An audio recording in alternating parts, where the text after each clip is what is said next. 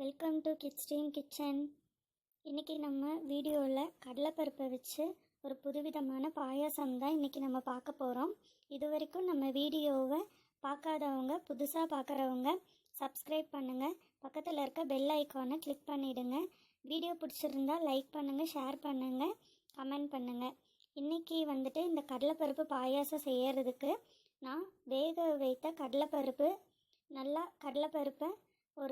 ஒரு விசில் விட்டு குக்கரில் வேக வச்சு எடுத்திருக்கேன். அதுக்கு அந்த டிஷ்ஷு செய்கிறதுக்காக கருப்பட்டி போட்டு நல்லா பாகு காய்ச்சி அதை கொஞ்சோண்டு எடுத்து வச்சுருக்கேன். அது இல்லாமல் நெய், இந்த டிஷ்ஷுக்கு தேவையான நெய் நான் எடுத்திருக்கேன். அப்புறம் இந்த டிஷ்ஷுக்கு தேவையான தேங்காய் பூவு, நான் தேங்காவை நல்லா மிக்சியில் போட்டு அரைச்சி எடுத்து வச்சுருக்கேன். இந்த டிஷ்ஷு நல்லா வாசமாக இருக்கும். தேங்காய் போட்டிருக்கனால நல்லா தேங்காய் வாசமாக வரும். இதுக்கு தேவையான கொஞ்சம் ஏலக்காய் மணத்துக்காக ஒரு 2-3 ஏலக்காய் எடுத்து வச்சுருக்கேன். அடுப்பில் நல்லா கனமான பாத்திரமாக வச்சுக்கோங்க. ஏன்னா கனமான பாத்திரத்தில் செஞ்சால் தான் இந்த டிஷ்ஷு பாத்திரத்தில் ஒட்டாமல் நல்லா வரும். இந்த டிஷ்ஷு செய்யறதுக்கு தேவையான தண்ணி ஊற்றிக்கோங்க. இந்த தண்ணி நல்லா சூடாகட்டும். இந்த தண்ணி நல்லா சூடாகி வர வரைக்கும் நம்ம வேக வச்சுருக்க பருப்பை மசிச்சு வச்சுக்கலாம். நம்ம நார்மலாக வீட்டில் மத்து வச்சுருப்போம்ல, அந்த மத்துலேயே மசிச்சுக்கலாம்.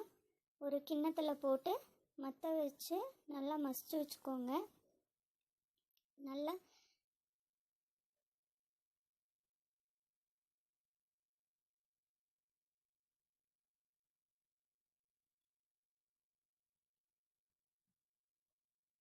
இப்போ நான் இந்த கடலைப்பருப்பை நல்லா மசிச்சு எடுத்து வச்சுருக்கேன்.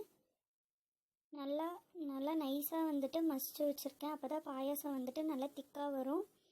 இந்த கடலைப்பருப்பை சூடாக இருக்க தண்ணியில் நான் போட்டுக்கிறேன்.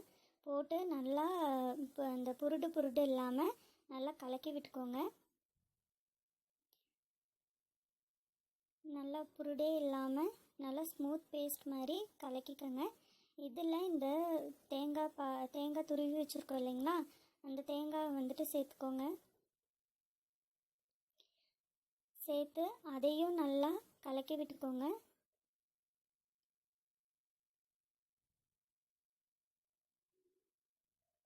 இப்போ நல்லா அந்த பருப்பும் தேங்காயும் நல்லா சேர்ந்து வந்துருச்சு. இப்போ நம்ம காய்ச்சி வச்சுருக்க கருப்பட்டி பாகு இருக்குது இல்லைங்களா, அதையும் சேர்த்துருங்க. சேர்த்து நல்லா கலந்து விட்டுக்கோங்க.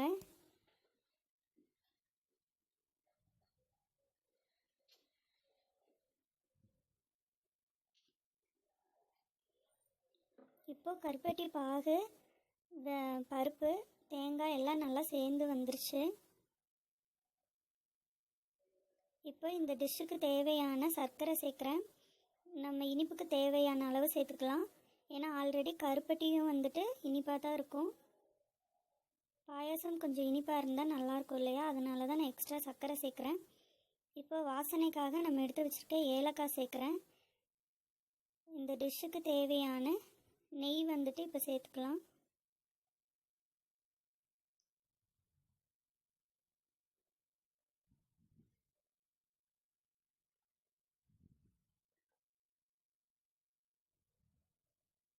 நெய் சேர்த்து நல்லா கலந்து விட்டுக்கோங்க. நெய் 1 ஸ்பூன் போட்டிங்கனாவே போதும். நெய் சேர்த்து நல்லா கலந்து விட்டுக்கோங்க. கலந்து விட்டதுக்கப்புறம் இந்த டிஷ் கொஞ்சம் கெட்டியாகிற வரைக்கும், கொஞ்சமாக கெட்டியாகிற வரைக்கும் நல்லா கலந்து விட்டுக்கோங்க. பாருங்கள், இப்போ நல்லா இந்த டிஷ் கொதிச்சு வருது. இப்போ கொஞ்சம் திக்காக இருக்குது. நான் சும்மா டெக்கரேஷனுக்காக 2-3 பாதாம் எடுத்து வச்சுருக்கேன். நீங்கள் வேணும்னா முந்திரி, திராட்சை கூட நெய்யில் வறுத்து இது கூட சேர்த்துக்கலாம்.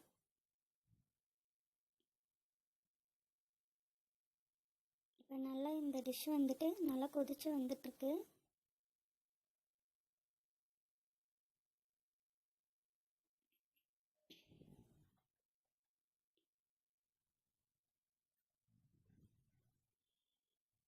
இப்போ நமக்கு தேவையான கொஞ்சம் கெட்டியாக இந்த பாயாசம் வந்துருச்சு. அதை ஒரு பாத்திரத்தில் மாற்றிடுங்க. மாற்றிட்டு நான் சொன்ன மாதிரி நான் வந்துட்டு பாதாம் எடுத்து வச்சுருக்கேன். அந்த பாதாமை வந்துட்டு மேலே டேஸ்ட்டுக்காக சேர்த்துக்கிறேன்.